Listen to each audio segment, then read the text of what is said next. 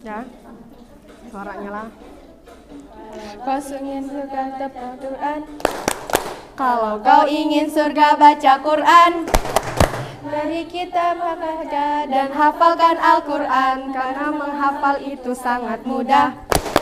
Kalau kau ingin surga baca Quran, kalau kau ingin surga baca Quran, mari kita membaca dan hafalkan Al-Quran, supaya kita bisa masuk surga. Amin. Faiza, semangat, sukses, hebat.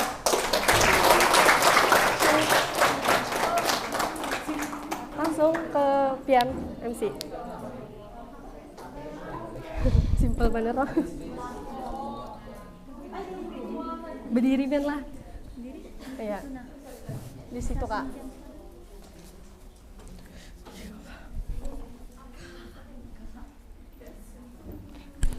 Oh iya.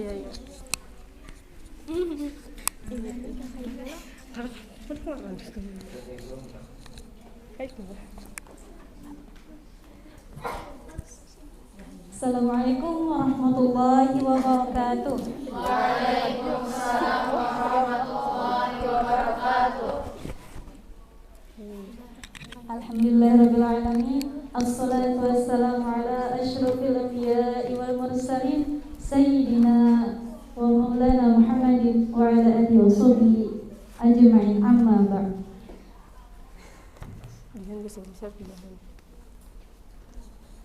Ulun Haimah selaku moderator akan membimbing jalannya acara pada pagi menjelang siang hari ini, yang mana pada hari ini akan dibahas mengenai wanita-wanita hebat dalam Islam.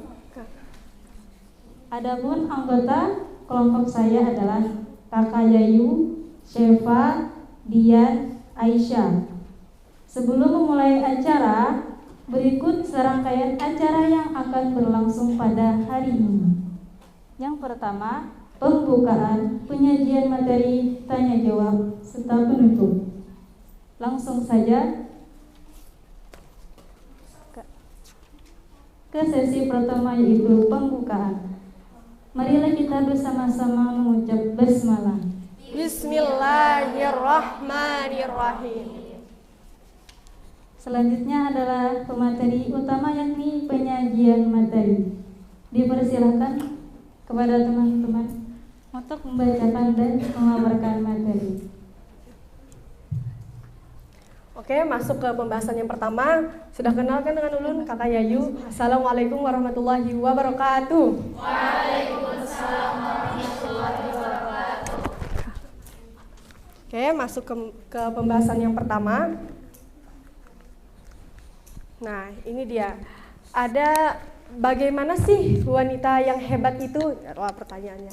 Mengangkat dari judul yang kami jelaskan tadi, wanita yang hebat dalam Islam atau dalam Al-Quran. Jadi di sini banyak sekali yang berpandangan bahwa wanita hebat itu dipandang dari jabatan atau dalam hal kekuatan fisik yang kuat serta otak yang pintar. Padahal wanita hebat itu bisa saja hebat dalam bersikap, bertutur kata yang sopan, dan lemah lembut serta berbuat baik kepada orang. Kak, next. Nah, di sini ada hadis dari Anas bin Malik. Nabi SAW bersabda, sebaik-baik wanita di alam semesta sekaligus pemuka ahli surga ada 4. Mereka adalah Maryam binti Imran, Fatimah binti Rasulullah SAW, Khadijah binti Khawalid, dan Aisyah istri Fir'aun. Hadis riwayat Muslim, Hakim, dan Ahmad. Dari 4 wanita yang terpilih itu, ada 2 wanita yang disebutkan sebagai wanita yang sempurna, yaitu Aisyah dan Maryam. Kenapa demikian? Rasulullah SAW bersabda, banyak laki-laki yang sempurna, tetapi tidak wanita yang sempurna, kecuali Aisyah istri Fir'aun,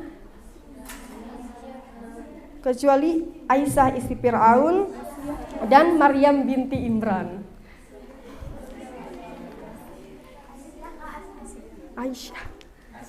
Asia, mohon maaf salah baca. Asia istri Fir'aun. Pantas dari tadi. Oke.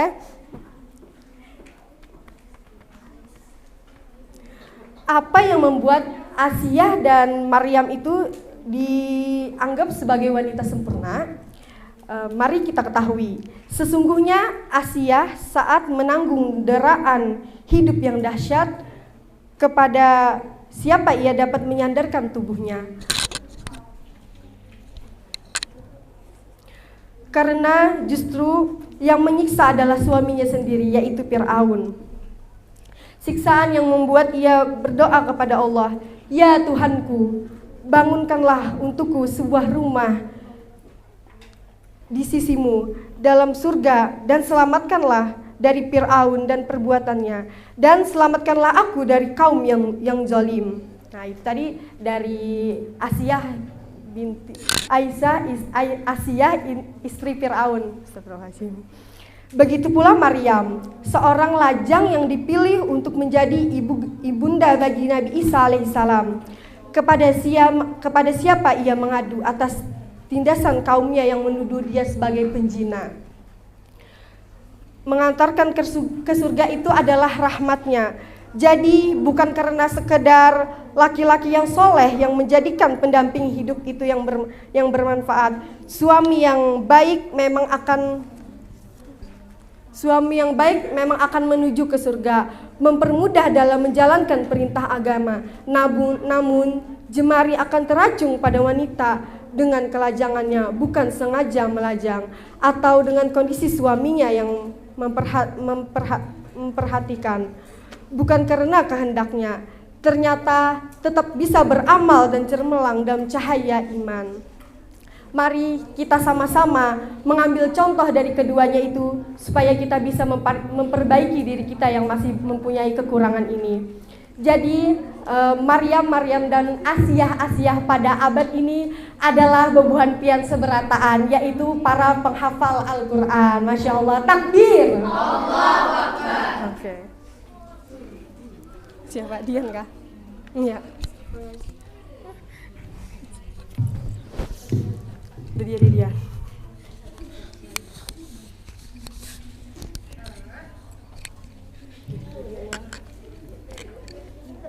Apa ya?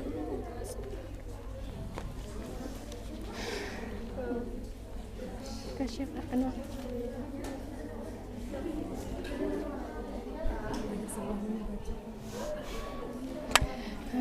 Bismillahirrahmanirrahim. Pak. Sikap-sikap wanita hebat. Yang pertama, qanitat. Qanitat artinya sangat patuh dan taat dalam menjalankan perintahnya.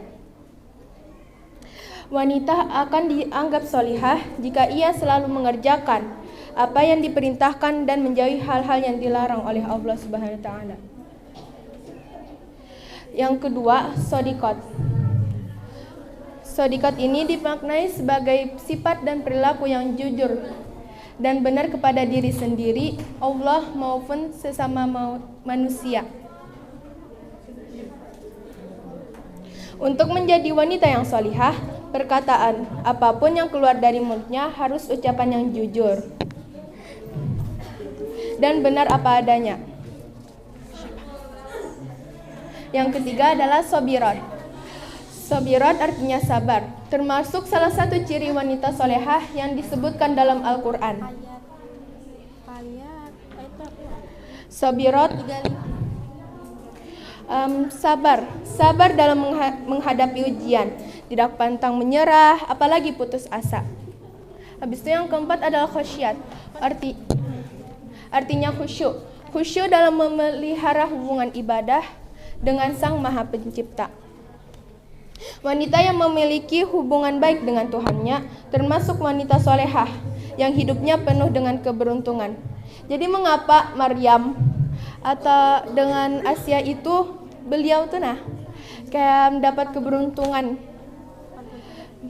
Ya Allah. Habis itu yang kelima adalah soimat. Soimat ini dimaknai sebagai amal ibadah puasa. Soimat dari kata saum. Namun, puasa yang dimaksud bukan hanya sekadar menahan rasa lapar dan haus saja, melainkan juga menahan diri dari segala larangannya. Habis itu yang keenam zakirat. Zakirat artinya mengingat Allah Subhanahu wa taala. Wanita yang solihah sudah tentu akan selalu mengingat Allah dalam keadaan susah maupun senang, sempit atau lapang, sebab menurutnya hanya Allah Subhanahu wa taala yang dapat menolong hidupnya. Kemudian akan dilanjutkan dengan kasyafa.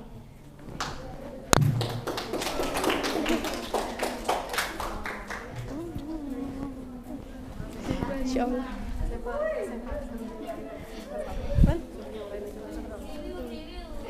Jadi di sini saya akan menjelaskan tentang Quran surah Ali Imran ayat 35. Siapa yang hendak membacakan?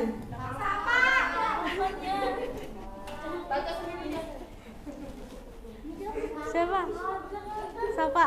Siapa? Kia kah? Kia itu. Tan.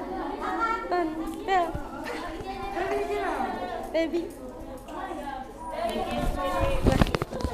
Rahim. Makan kah? Gitu.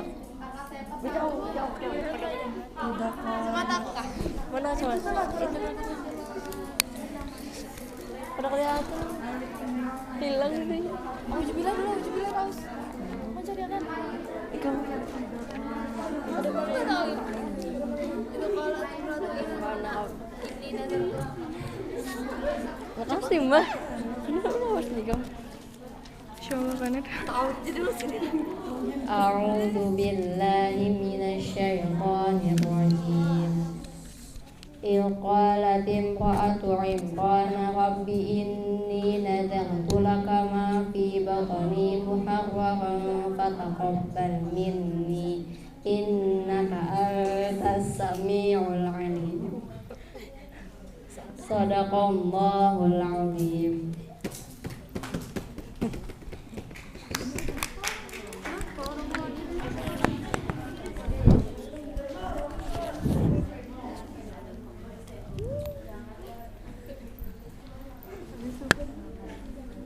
Jadi di sini ada kata ilqalat imra'atu Imran. Ingatlah ketika istri Imran berkata. Siapa yang tahu nama istri Imran? Siapa? Ya. Hana bin Fakus. Ibu dari Maryam dan nenek dari Nabi Isa.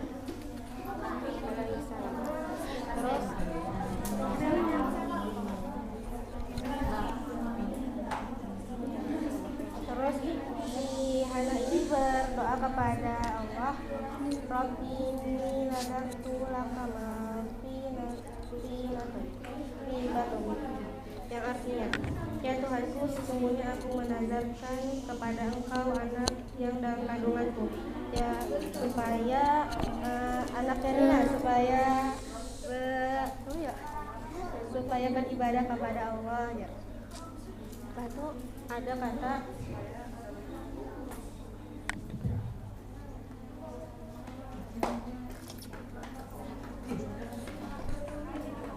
fataqabbal minni, karena itu terimalah daripadaku.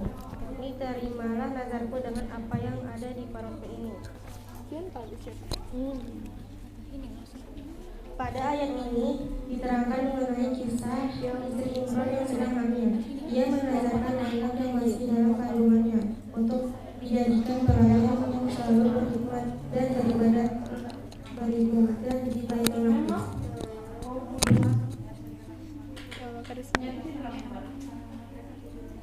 Dan Allah mendengar apa yang diucapkan oleh istri Imran, mengetahui niat yang suci dan mendengar pujiannya kepada Allah ketika ia bermunajat. Hal inilah yang menyebabkan doanya terkabul. dan harapan yang terpenuhi sebagai karunia dan kebaikan dari Allah.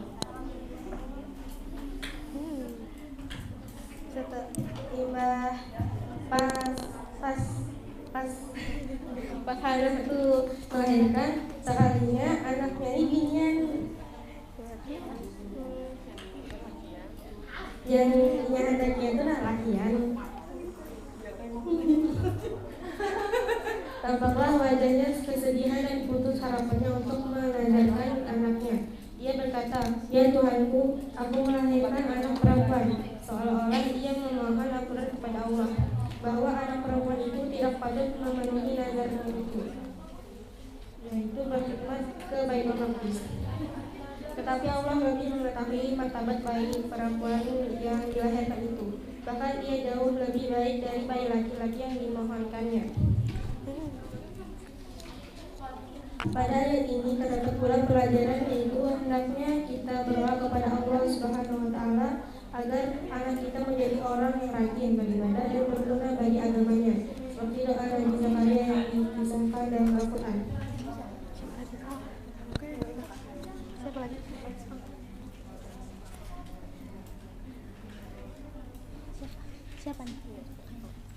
Dan akan dilanjutkan oleh Kakak Hayu.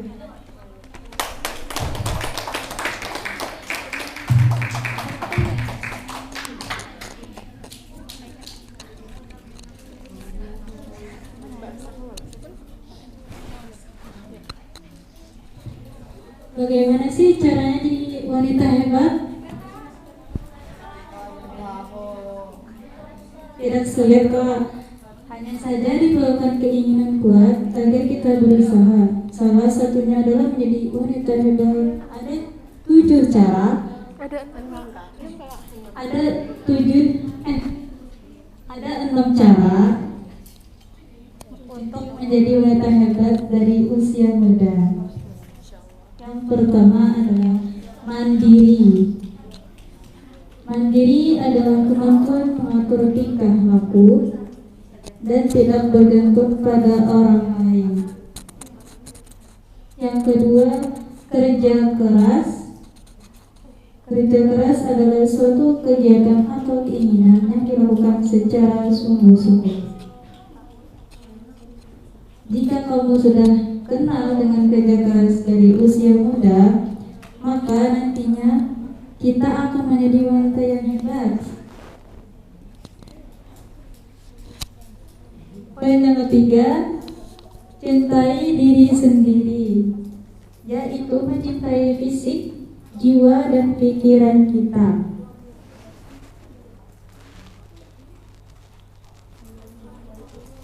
Hal ini dilakukan adalah menyiapkan diri menjadi yang terbaik agar kelak mendapat atau memberikan yang terbaik bagi orang lain.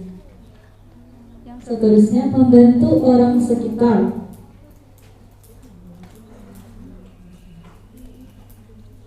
Poin kelima, berjuang.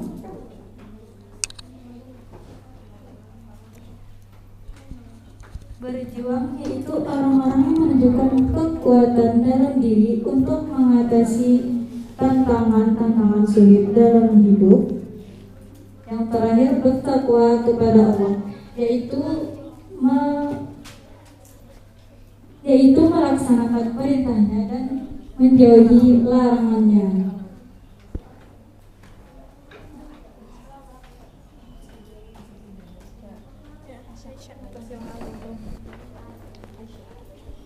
Untuk Aisyah, silakan.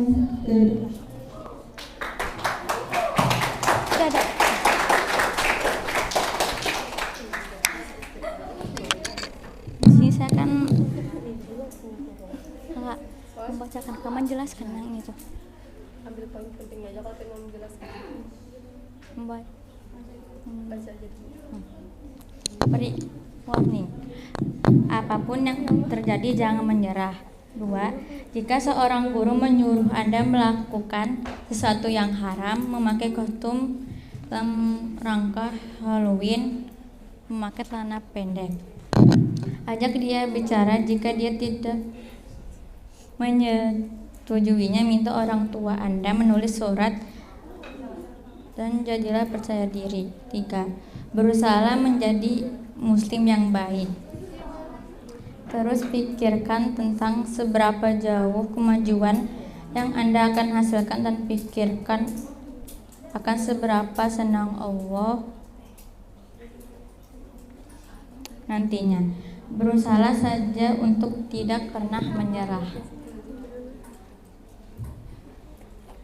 Teruslah membaca Quran, pergi haji, dan pikirkan betapa bahagianya perasaan Anda nanti.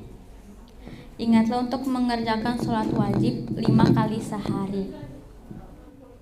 Pada awalnya perubahan seperti ini dapat terasa cukup berbeda, tapi ini mungkin dilakukan.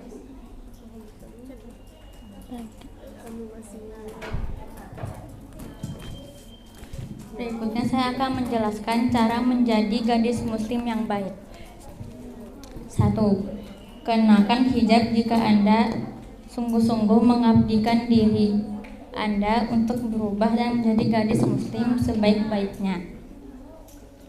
Hijab bukan saja selembar kain untuk menutupi rambut, tetapi juga menutupi dan melindungi keseluruhan diri Anda, termasuk tingkah laku, cara berbicara, pandangan, dan hati Anda. Ini mengubah Anda secara mental dan spiritual. Anggaplah ini sebagai cara Allah Azza wa Jalla untuk melindungi wanita. 2. Pahamilah bahwa semua hal akan berjalan baik sesuai kehendak Allah.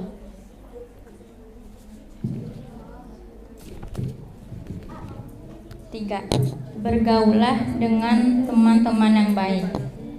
Bertemanlah dengan orang-orang yang memiliki satu misi dengan Anda dalam menjadi muslim yang baik dan dapat memengaruhi Anda untuk berperilaku dengan baik. 4. Carilah wanita yang dapat dijadikan panutan.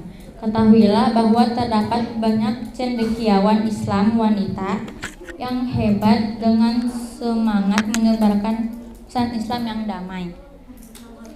Cobalah dengarkan ceramah mereka dan jadikan misi untuk memberitahu wanita lain bahwa Islam dapat membantu mereka menemukan makna dan keteraturan dalam hidup mereka. 5. Sisihkan waktu minimum setiap harinya untuk mengerjakan kegiatan Islami. Sebagai contoh, meluangkan waktu selama 4 jam untuk sholat, membaca Al-Quran, dan belajar tentang Islam akan memungkinkan Anda membangun hubungan dengan Allah Subhanahu wa Ta'ala dan mengembangkan diri Anda dengan memperoleh pengetahuan yang diperlukan guna menjadi muslimah yang baik. Ingatlah bahwa sholat fardu 5 kali sehari merupakan prioritas utama Anda, dan Anda harus mengatur rutinitas sehari-hari sesuai dengan kewajiban ini.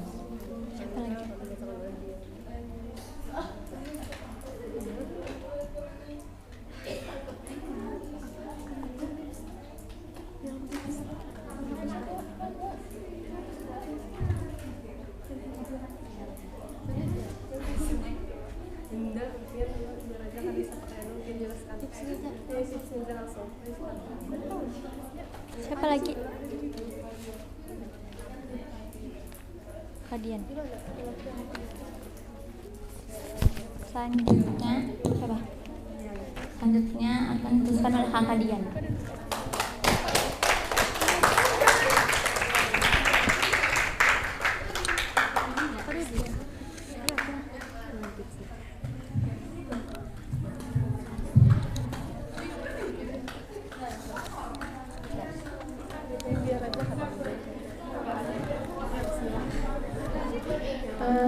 Bismillahirrahmanirrahim lah. Oke, di sini ada sesuatu dari Ulun. Ulun akan memberikan tips. Masya Allah.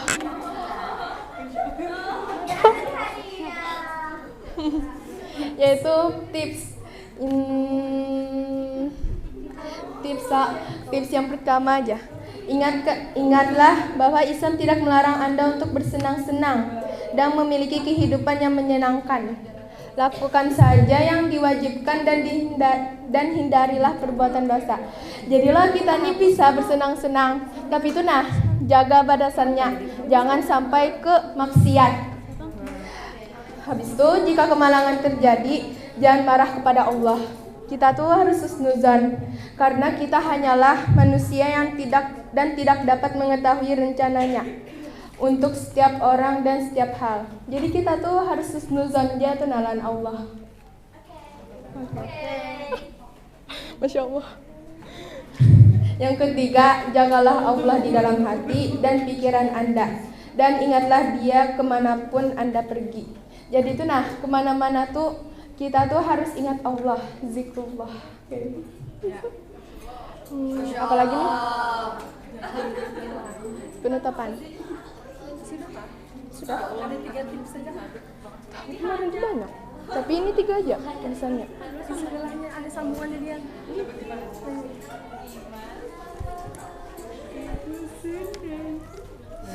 Habis itu ada tips. Ini tips yang keempat. Berusaha untuk mencapai 3 tips di atas yang Ulun sebutkan tadi tuh berusahalah untuk mencapainya tuh Oke. Insyaallah. Mengajak semoga berhasil dan semoga Allah bersama Anda.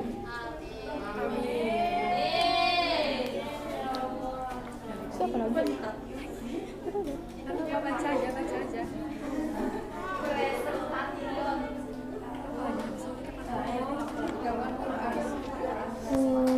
Banyak.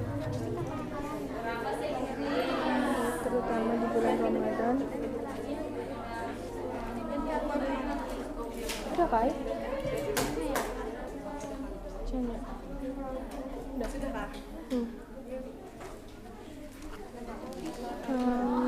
Ke MC kah? MC. Julung ke MC kah? Ini sekitar kok.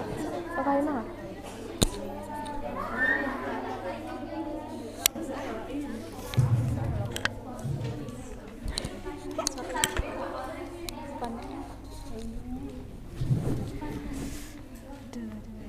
Insyaallah.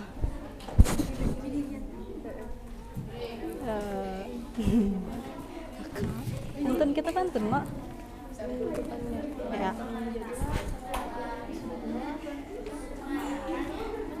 Demikian tadi presentasi dari kelompok kami. Sebelum ke sesi pertanyaan, kami ada pantun.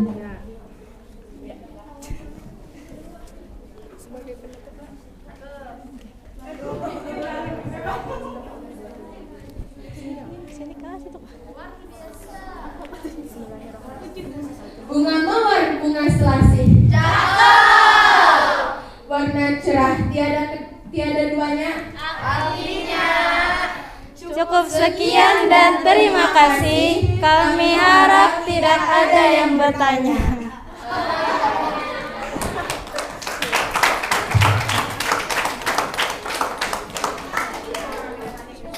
Oke, sebelumnya Bang juga berterima kasih dan mohon maaf banyak kekurangannya karena maklum.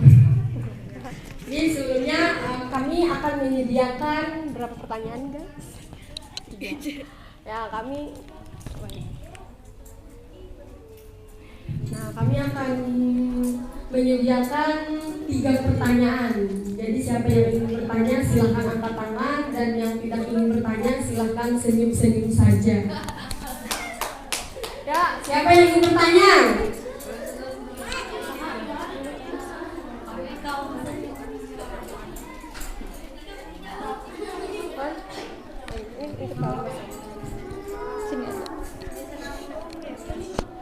Insyaallah, alhamdulillah. Dan selesai presentasi dari kelompok 8. Oke, sebelum itu Nih, sebelum kita masuk ke sesi tanya jawab, karena ada dapat dari tadi menyimpulkan. Jadi di dalam surah Ali Imran ayat yang ke-35 itu dijelaskan adalah kenapa perempuan itu perempuan itu adalah madrasatul ula untuk di dalam keluarganya. Kenapa madrasatul ula? Karena sekolah pertama yang baik adalah memilih ibu yang terbaik. Jadi kalian yang menjadi seorang perempuan, setinggi apapun kalian sekolah, kenapa? Karena biasanya ada orang-orang duluan, ngapain sih perempuan itu sekolah tinggi-tinggi, pada akhirnya juga di dapur. Nggak ada ya konsep seperti itu. Kenapa? Karena konsep dasarnya adalah perempuan itu madrasatul ula untuk anaknya. Ketika anaknya itu, ketika orang tuanya sekolahnya tinggi, berarti di situ dia akan mendidik anaknya menjadi lebih baik lagi ketimbang orang tuanya. Jadi ketika ada orang bilang ngapain perempuan sekolah tinggi-tinggi, akhirnya juga di dapur. Oke, kita di dapur. Tapi apa yang pertama kita ambil dari surah Ali Imran itu? Seorang ibunya, yaitu istrinya Imran itu Hana, dia mendidik putrinya Maryam itu menjadi wanita yang beriman. Tapi kenapa ketika di perjalanan dia mempunyai anak, padahal dia tidak sama sekali, dia tidak pernah yang namanya bersentuhan dengan laki-laki. Nah, di dalam surah itu dia mempunyai keturunan namanya Nabi Isa alaihissalam, masya Allah. Dan di sana itu, nah padahal orang tuanya itu ingin mempunyai anak laki-laki, tapi kata Allah memberikan Maryam, memberikan Hana mempunyai anak namanya Maryam. Di situ kita ambil pembelajarannya, karena seorang wanita itu dijunjung tinggi derajatnya. Karena pada zaman jahiliyah wanita dianggap apa? Nah, setiap anak perempuan lahir dibunuh. Pada zaman Nabi siapa tuh yang waktu itu perempuan dibunuh? Nabi Musa. Nah, Nabi Musa. Nabi Muhammad. Maksud tadi bilang Nabi Musa. Nah, kalau keturunan dari Nabi Musa itu anak laki-laki yang dibunuh. Kebalik nih. Soalnya MC-nya juga masih belajar. Oke, kita tanya tadi katanya mau buka sesi tanya jawabnya hanya 3 pertanyaan. Siapa yang mau bertanya? Ada yang mau bertanya? Ada yang mau bertanya? Enggak ada yang bertanya? Kabar Fuah mau bertanya, kabar Fuah? Mikirkan dulu pertanyaannya.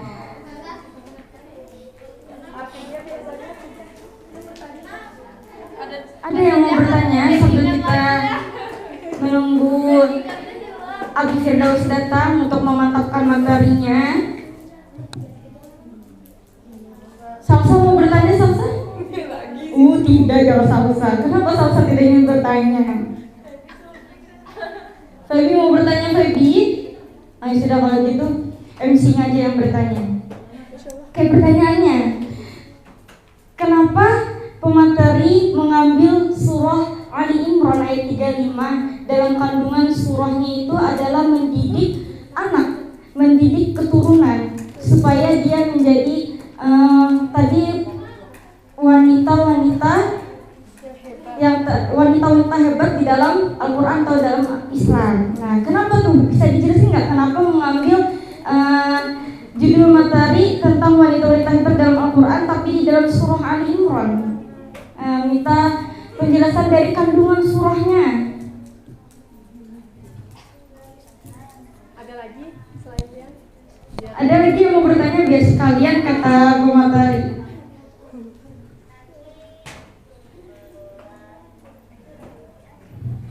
Ada? Tidak ada.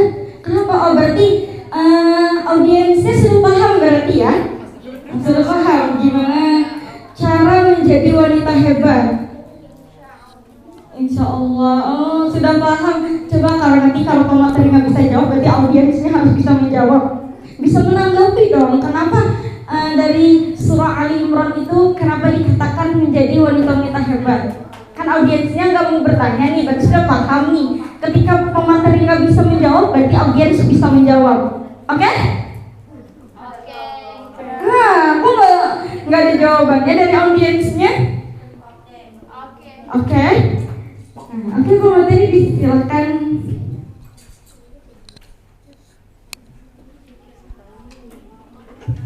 Bisa dipikirkan dulu kakak Laili. Ya, boleh.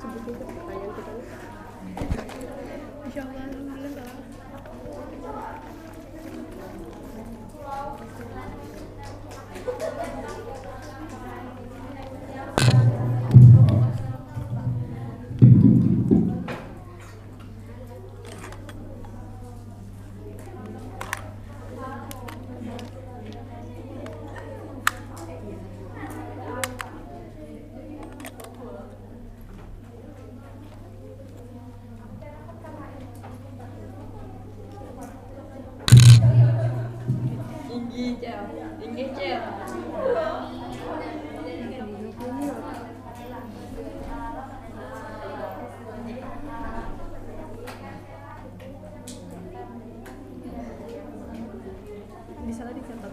Kenapa kami gangguan kan gitu?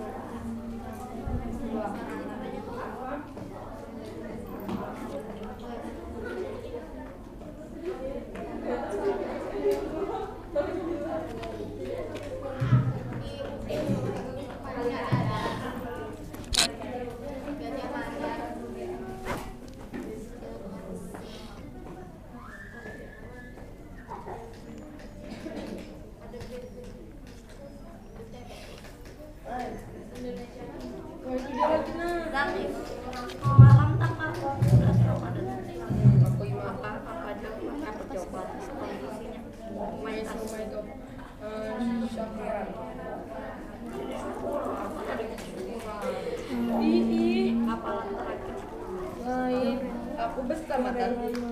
Apa sih? Mau main mendengar kita sakit aja dong. Iya sih. Di sana syakuran. Cocok. Syakuran.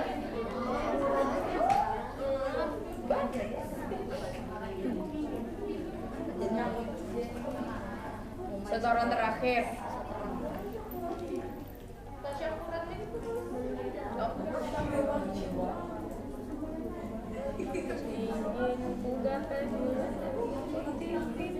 Bersyukur.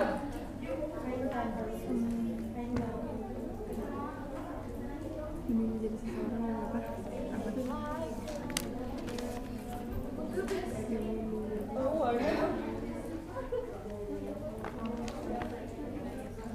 Mana tadi anaknya yang seorang Di sini.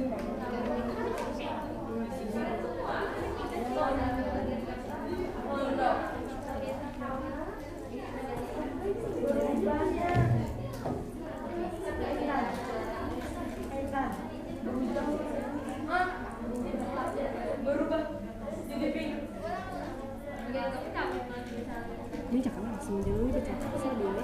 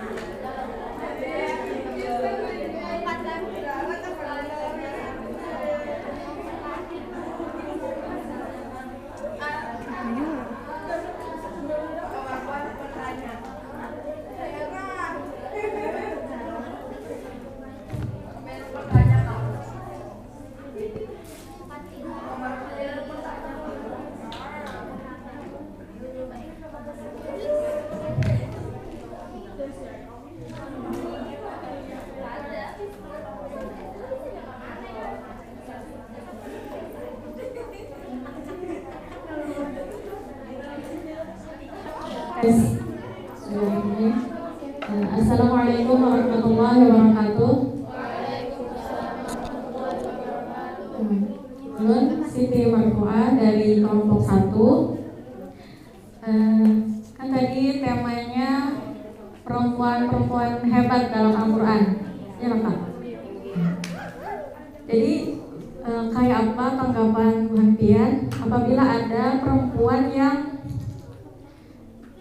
ininya tuh tidak memiliki mimpi atau cita-cita. Perempuan ininya tuh hendak jadi perempuan biasa-biasa aja. Perempuannya ini dia itu merasa tidak percaya diri bahwa dia itu mampu menjadi perempuan yang hebat. Nah, bagaimana caranya untuk membangun kepercayaan dirinya atau membangun perempuan ini untuk percaya diri bahwa dia itu bisa menjadi wanita yang hebat?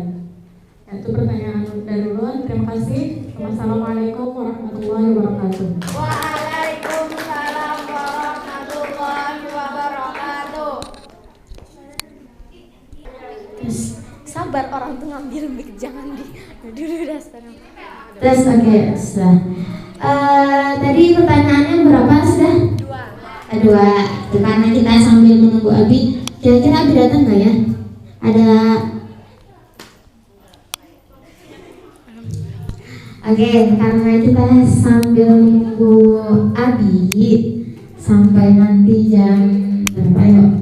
Ya jam panjang kalapan ya. Nah, tapi kita sambil menunggu kalian harus melakukan diskusi. Silahkan coba angkat tangan kelompok 1. Kelompok 1, ya. Tadi sudah nanya ya Kak, kelompok 1. Udah. Oke, kelompok 1. Kelompok 2, mana kelompok 2? Halo, kelompok 2. Oke, 1, mana lagi? Oke, kelompok 2 sudah bertanya? Belum, silahkan bertanya.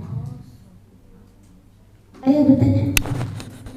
Ya, silahkan diskusi, nggak apa-apa bergabung sama kelompoknya. Yang kelompok berapa tadi? 1 sama 1, 2 sama 2, nggak apa-apa. Untuk mendiskusikan terkait materi yang disampaikan oleh kelompok penyaji. Tadi judulnya tentang apa Pak? Perempuan-perempuan hebat dalam Al-Quran atau dalam Islam. Yang dibahas siapa aja? Dibahas sosoknya tadi si Asia sama Maryam itu terangkat dari sosok yang dicontoh maksudnya. Asia sama Maryam, 2 aja berarti? Iya 2, Asia sama Maryam. Oke, silahkan kepada adik-adik semua itu harus aktif ketika disampaikan materi, perhatikan dengan baik dan ajukan pertanyaan. Kenapa kayak gitu? Kenapa kayak gini? Kenapa harus Asia? Kenapa harus Maryam? Kan itu bisa dijadikan pertanyaan. Terus nanti kita bisa diskusi. Gimana kelompok 2? Sudah ada pertanyaan? Oke, kalau nggak ada yang mau nanya, kakak yang nanya. Gimana? Mau nanya apa kakak yang nanya? Halo. Hai. Hilang suasananya. Oke, bismillah. Apa kabarnya pada siang hari ini?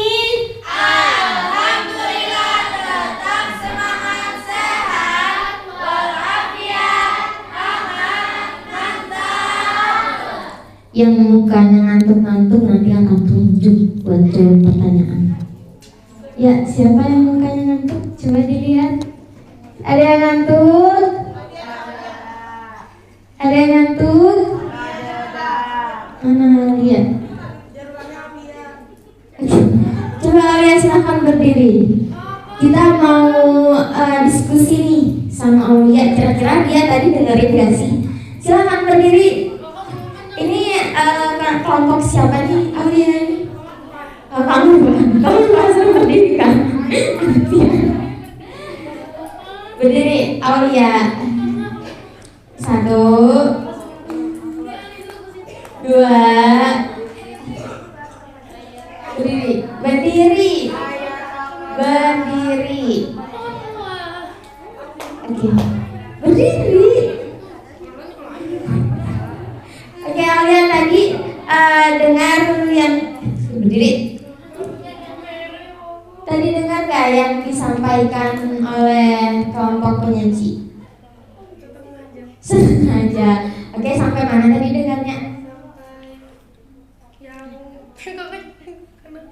Hanya ada ini satu lagi lah.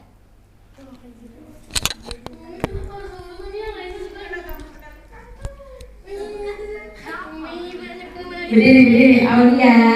Ini pegang. Oke. Kita mau diskusi nih. Yang lain bisa menyimak. Kalau misalkan kurang bisa ditambahkan. Kalau misalkan nggak sependapat bisa ajukan teman, Kak. Kayaknya bukan kayak gitu deh. Kak, kayaknya lebih bagusnya kayak gini deh. Bisa ya? Kalau nanti muka-mukanya masih ngantuk, kakak tunjuk buat menambahkan, buat membantu menjawab pertanyaan untuk Aulia. Oke, Aulia, siap Aulia, kita diskusi nih. Masih ngantuk? Kada siap. Apa ditanya masih ngantuk enggak? Kada lagi. Ada lagi, alhamdulillah. Oke, jadi Aulia tadi kakaknya kan di depan itu menerangkan tentang perempuan-perempuan hebat. Nah, menurut Aulia ini perempuan hebat di sekitar Aulia itu siapa aja sih dan apa alasannya? Ya bisa dijawab. Ini pakai mic biar kita mendengar. Maksudnya Perempuan-perempuan hebat di sekitar Aulia, di rumah kah, di sekolah kah, atau di mana kah, di tongkrongan? Ya silahkan dijawab. dengerin temannya. Iya, Aulia. perempuan hebat. Perempuan-perempuan hebat versi Aulia tuh. Iya. Kenapa? Apa alasannya?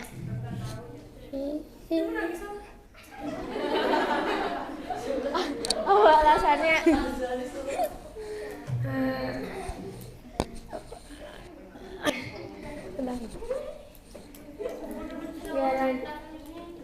Karena mama tuh kalau itu tuh kayak ulun tuh perlu ini, mama tuh kayak selalu ada gitu, nah buat ulun.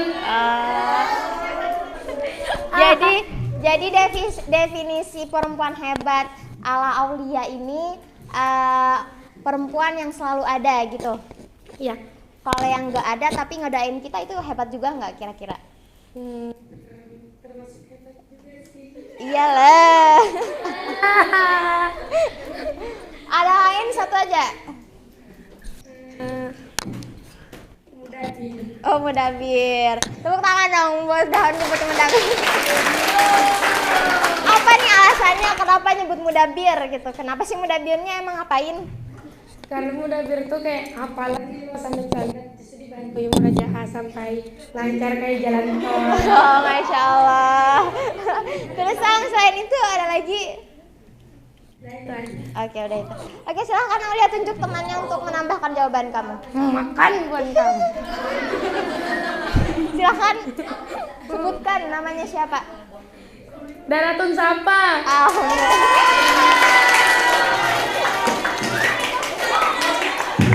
Kasih. Nah, pakai capnya yang manis. Sini. Aduh, hai. Oke, ini ada satu tambahan dari teman kita lagi atas nama Daratun Safa dari kelas 8. Nah, dipersilahkan untuk berdiri dulu Kakak Safa. Tepuk tangannya dulu dong.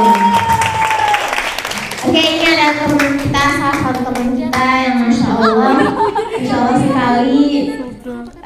Gimana kabarnya, sehat?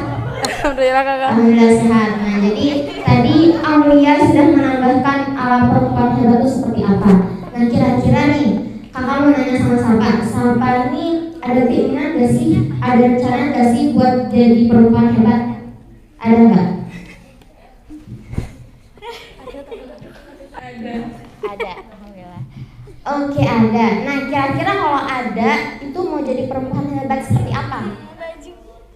Seperti itu, apa menjadi dokter yang kalau berobat gratis semua, misalkan kayak gitu, atau perempuan hebat menjadi ibu rumah tangga yang baik, misalkan. Nah, jadi versi Safa ini perempuan hebat yang Safa ingin raih itu seperti apa? Bisa dijabarkan? Mau lirik ke Mas makanya tadi Aulia. Apa sih pertanyaannya?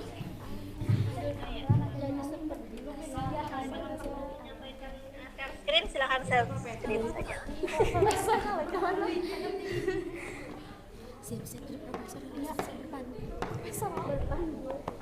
Apa nih? Profesor.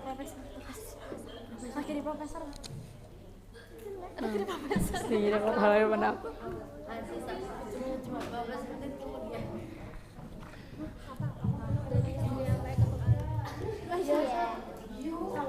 Kalau dari profesor mas apa? Umi apa jawabannya? Jadi seperti pati. Tidak kosong. Hah? Motif masukkan. Apa? Yang bisa mereka lihat? Yang bisa.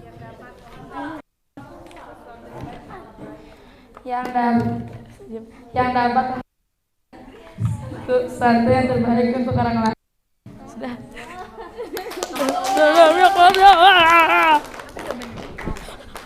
Tahu juga.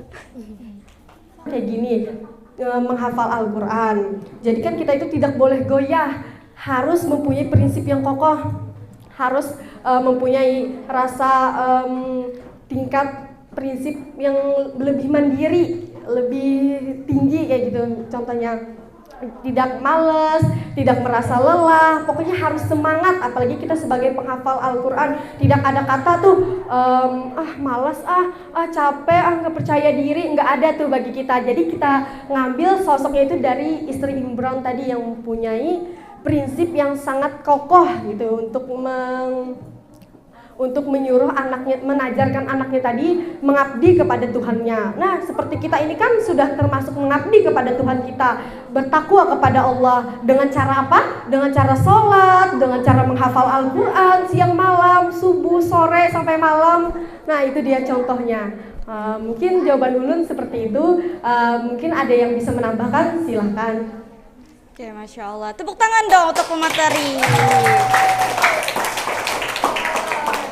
Jadi isi kandungan surah Ali Imran ayat 35 itu adalah mendidik anaknya, mendidik seorang hamba untuk taat kepada Tuhannya, menyembah kepada Tuhannya. Siapa sih Tuhan kita? Cuma satu, yaitu Allah. Jadi tidak ada yang lain. Jadi di dalam kandungan surah Ali Imran adalah kita patuh terhadap Tuhan kita yang menciptakan kita. Oke, terima kasih untuk pemateri jawabannya. Nah, kita lanjut yuk. Jawaban untuk pertanyaan Kakak Marfuah, bagaimana cara menumbuhkan percaya diri kepada diri kita sendiri?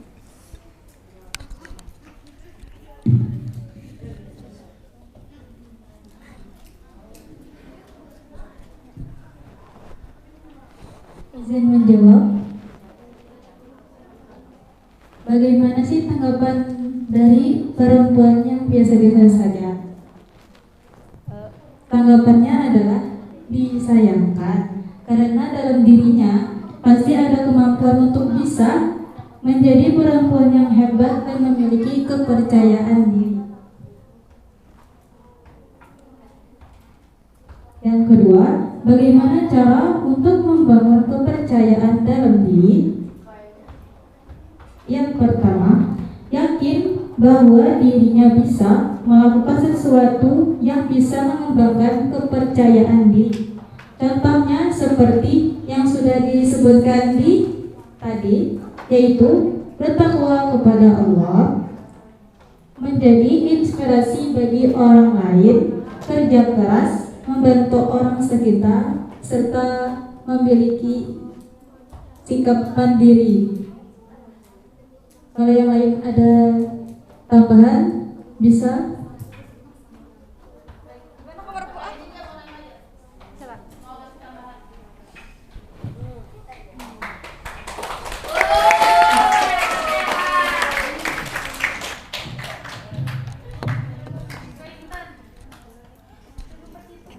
Bismillahirrahmanirrahim. Terima kasih.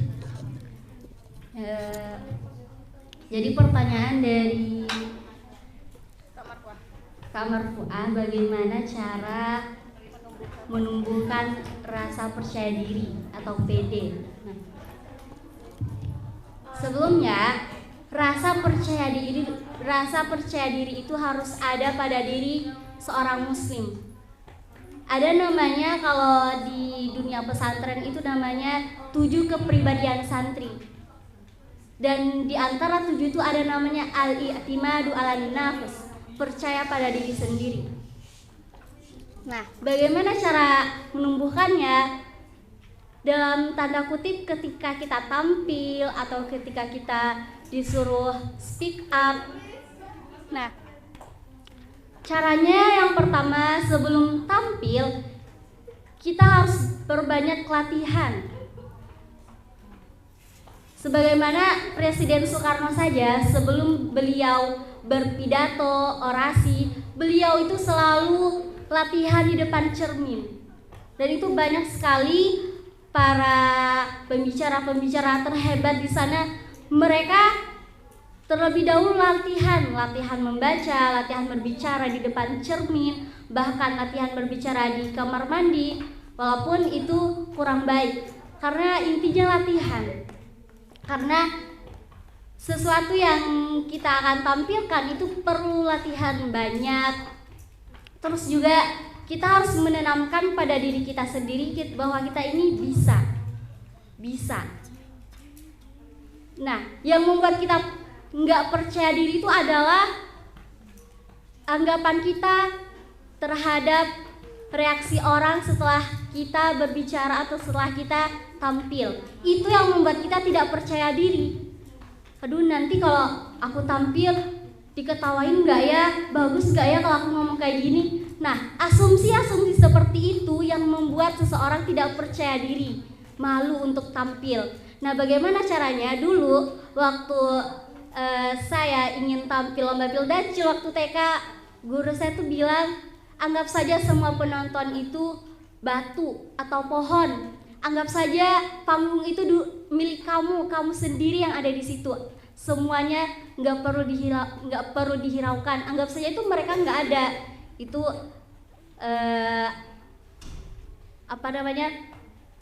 doktrin yang diberikan guru saya dulu waktu masih kecil. Jangan hiraukan, nanti kalaupun ada materi yang lupa langsung aja nyambung ke materi yang selanjutnya, nggak usah dihiraukan yang lain. Nggak perlu pikirin apa kata orang kalau setelah kita ngobrol, setelah kita berbicara, setelah kita tampil, nggak usah dipikirin. Yang penting kita tampil, yang penting selesai, dan yang penting yang kita bicarakan itu hal yang baik dan tidak hal yang buruk. Kalau tersebut hal yang baik, kenapa kita harus malu? Nah, biasanya orang-orang yang tidak percaya diri itu biasanya di ilmu psikolog itu introvert dan extrovert. Tapi ada juga introvert, dia itu hanya suka menyendiri, tapi kalau dia tampil, dia bisa. Karena biasanya orang yang takut tampil, takut speak up, takut berargumen, takut menyampaikan pendapat itu karena di lingkungannya atau di rumahnya dia sering sekali tidak diberi ruang untuk berbicara, untuk diberikan peluang terhadap apa yang dia inginkan. Terkadang orang yang tidak percaya diri itu karena di lingkungannya atau di masa kecilnya dia selalu diatur. Dia tidak pernah dibebaskan untuk mengambil apa yang dia inginkan, seperti itu. Jadi cara menumbuhkannya yaitu latihan perbanyak. Terus kita harus mendoktrin diri kita sendiri bahwa kita itu bisa, dan bahwa orang yang melihat kita itu pun nggak peduli gitu. Seperti itu intinya. Yang membuat kita tidak percaya diri adalah pikiran kita sendiri, pikiran kita terhadap anggapan orang lain. Saya terima kasih.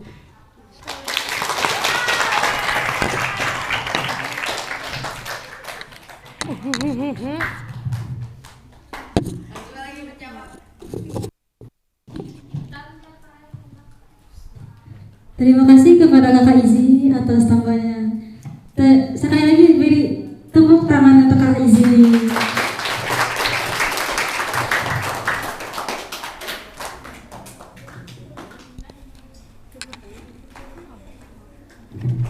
Lagi Kak, ada lagi Kak didiskusikan. Nah, jadi tips dari Kak Izzy itu. Nah, kalau kita menemukan percaya diri, yaitu terutama yang pertama adalah buktikan diri kita bisa, jangan memikirkan orang lain. Kalau dari tips kali ini ya, kalau kali ini sendiri nggak yang harus, maksudnya sebelum tampil harus bercermin di depan. Oh, ini diri saya kayak gini nanti tampil. Nggak, kalau kali ini nggak kayak gitu. Karena gini, prinsip orang mungkin beda-beda ya cara dia tampil percaya diri di depan umum. Kalau Kak Izzy gimana Kak Izzy? Di depan cermin? Latihan di depan cermin. Kalau kali ini enggak. Kalau kali ini akan memanggil orang tua kali ini di depan. Mama, nih Laini besok mau tampil jadi MC. Mama coba cekakkan di depan gimana cara Laini menyampaikan sesuatu. Karena kali ini di rumah, kali ini sering berkomunikasi dengan orang tua kali ini. Nanti itu enggak, YouTube yang ditampilkan, yang YouTube DCA Channel, itu mama kali ini nonton. Tapi nanti mama Laini tuh bilang kayak gini, Li, kenapa kamu kayak ini tampilnya?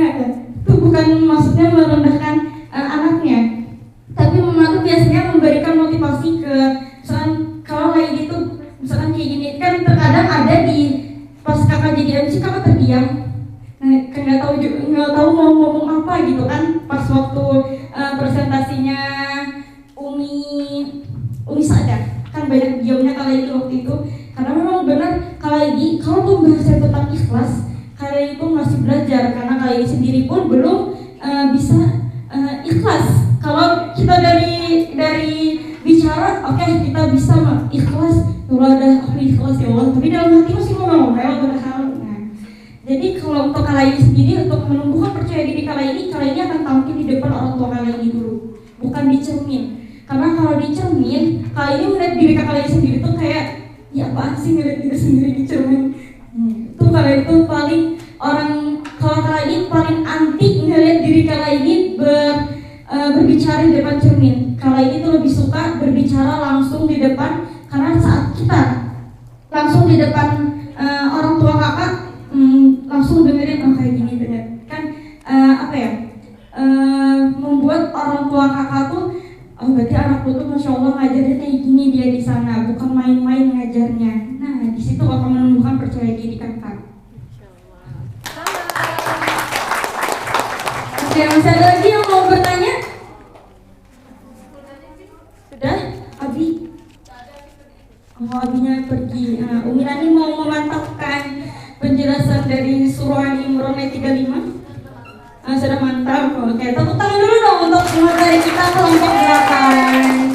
Oke, alhamdulillah materi hari ini sudah berakhir dari kelompok 8. Besok siap-siap untuk kelompok 9. Apa tentang pembahasan untuk kelompok 9 besok? Tentang surah? Mana yang kelompok 9? Coba angkat tangannya. Nah, Mutia, apa Mutia pembahasan untuk besok Mutia? Apa Mutia? Nah, apa pembahasannya? Biar kalau ini belajar dulu dong malam ini. Kalau jadi MC atau mau kelas 9 ya jadi MC besok? Kelas 8, kelas 7 mau besok jadi MC. Apa pembahasannya? Surah At-Tahrim ayat 11 kan? Oh, Al-Qasas, 2 surah. Surah At-Tahrim ayat 11 dan surah Al-Qasas ayat 9. Nah, aku belum tahu tuh tentang pembahasan apa. Oke, terima kasih untuk pemateri yang sudah menyampaikan materinya tentang wanita-wanita hebat, yaitu kita mengambil dari istri Firaun dan istrinya dari Maryam. Oke, kita tutup Quran presentation hari ini dengan mengucapkan hamdalah. Assalamualaikum warahmatullahi wabarakatuh. Waalaikumsalam warahmatullahi wabarakatuh.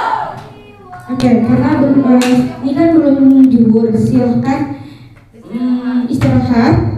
Boleh tidur kau Minani? Boleh. Oke, silakan kalian tidur, bangun sebelum sholat zuhur.